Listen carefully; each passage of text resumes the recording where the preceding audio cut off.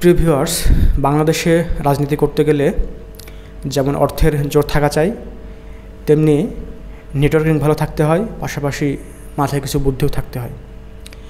তো এই বাটপার রফিকুল আমিন সম্পর্কে আমরা এর আগে একটা ভিডিও করেছিলাম, আবারও ভিডিও করছি। এই বাটপার রফিকুল আমিন থেকে সবাই সাবধান থাকবেন।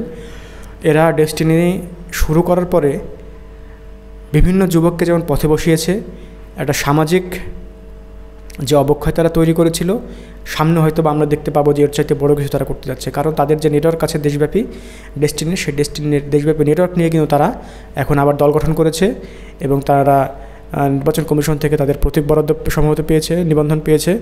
তো প্রিয় ভিউয়ার্স, আসলে সেই বিষয়গুলো থেকে আমাদেরকে সতর্ক থাকা উচিত। এই রফিকুল আমিন বাটপার মানুষের কাছ থেকে টাকা নিয়ে কিন্তু টিভি চ্যানেল খুলেছিল, পত্রিকা চালু করেছিল, তারপরে হচ্ছে যে বড় বড় প্রকল্প তারা করেছিল, পদ্মা সেতুতে তারা বিনিয়োগ করার মতো সাহস দেখিয়েছিল। মূলত যখন এই পদ্মা সেতুতে বিনিয়োগ করার মতো সাহস তারা দেখায়, তখনই কিন্তু আওয়ামী লীগ সরকারের ডেস্টিনির উপরে নজর পড়ে যায় আসলে এদের কত টাকা আছে এবং এদের কার্যক্রমগুলো কী। তো আওয়ামী লীগ সরকার তো সৎ ছিল না, তারা যখন এগুলোতে নজর দিল, দিয়ে দেখলো যে এর টাকা মূলত আসলে হচ্ছে যে অবৈধ টাকা, যে কথা বলে মানুষের কাছ থেকে টাকা নেয় তারা সেটা কিছুই করে না।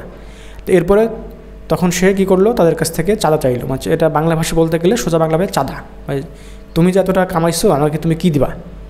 তো রফিকুল আমিন তখন কাগজে কলমে কিন্তু সে আবার সব কিছু ঠিকঠাক করতো, যে বুঝাই দিছে যে আসলে আমার এগুলো কোনো না, অবৈধ টাকা না, এটা আমার বৈধ টাকা। তো আওয়ামী লীগ সরকার যখন তাদেরকে টাকা চাইছে, তারা কিন্তু সেই টাকাটা দিতে রাজি হয় নাই।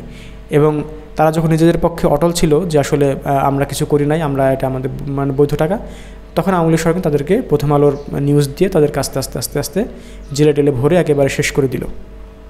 এবং যখন আওয়ামী লীগ সরকার তাদেরকে এই পর্যায়ে নিয়ে আসলো, ঠিক তার কয়েক মাস আগে থেকে কিন্তু তাদের সবচেয়ে বড় যেটা প্ল্যান, মানুষের কাছ থেকে প্রথমে নিতে 5,000 করে বা 6,000 করে টাকা, এরপরে তারা সবচেয়ে বড় প্ল্যান নিয়ে আসলো যে লক্ষ লক্ষ টাকা আমাদের এখানে বিনিয়োগ করলে আপনারা এটা বিনিয়োগের হচ্ছে যে হিসেবে আপনারা ভালো একটা প্রফিট পাবেন। এই প্রকল্প যখন নিয়ে আসলো, এরপরে কিন্তু মূলত আওয়ামী লীগ সরকার সেখানে চোখ লাগালো এবং তারা কিন্তু সেই জায়গাটা নষ্ট করে দিল। আর এই রফিকুল আমিন বাটপার কিন্তু হচ্ছে যে MLM কোম্পানি চালু করে সেখানে কিন্তু হাজার হাজার যুবককে এইভাবে নিয়ে এসে হচ্ছে সমাজে একটি বলা যায় যে অস্থিরতা তৈরি করে দিয়েছিল। যে SSC ইন্টার পাশে একটা ছেলে কোট প্যান্ট টাই পরে ঘুরে এবং সবাইকে শুধু কোটি কোটি টাকার স্বপ্ন দেখায়, কোটি কোটি টাকার হচ্ছে যে আপনার বিজনেস করারই দেখায়। আসলে ভাই, বিজনেসটা এত সহজ বিষয় না। বিজনেস হচ্ছে একটা বিশাল জার্নি। যখন কেউ BCS চাকরি পায় বা সরকারি যখন কেউ একটা চাকরির জন্য প্রিপারেশন নেয়, তখন কিন্তু চাকরি পাওয়াটার একটা লম্বা জার্নি থাকে। আপনি পড়াশোনা শেষ করার পরপরেই হয়তো বা ভালো একটা চাকরি পাবেন না, কারণ আপনার সে প্রিপারেশন নিতে হবে। আপনি পড়াশোনা শেষ করলেন, তার 2-1 বছর পরে আপনাকে আস্তে আস্তে আস্তে আস্তে চাকরির পরীক্ষা দিয়ে ভাইভা দিয়ে আপনাকে আস্তে আস্তে একটা পর্যায়ে যেতে হবে। কিন্তু ডেস্টিনি যেটা করতো, এরকম SSC ইন্টার পরে ছেড়ে পেলে এদেরকে কোট প্যান্ট টাই পরে সবাইকে বুঝাইতো যে আসলে এরা বিশাল ভালো আছে, এদের গাড়ি বাড়ি অমুক তমুক অনেক কিছু আছে। তারা এরকম শো আপ করার জন্য বিভিন্ন রকমভাবে তারা এই প্রলোভনগুলো মানুষকে দেখাতো এবং মানুষকে এখানে দলে ভিড়াতো। তো প্রিয় ভিউয়ার্স, আসলে এই সকল বিষয় থেকে আমাদেরকে সকলকে সচেতন থাকতে হবে। আপনার কষ্টের টাকা যেন কোনোভাবেই এরকম বাটপারদের কবলে না পড়ে। সুতরাং সাবধান, এই রফিকুল আমিনদের কাছ থেকে আপনারা সবাই সাবধান থাকবেন।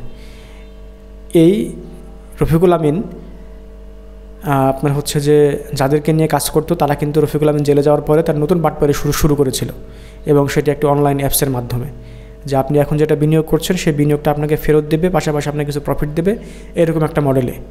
তো পরে কিন্তু সেটাও হচ্ছে যে আপনার বুমেরাং হয়। তো সুতরাং আপনারা সকলে সাবধান থাকুন, যেন এই বাটপারের কাছ থেকে কোনোভাবেই আপনারা প্রতারণার শিকার না হন। ধন্যবাদ আপনাদের।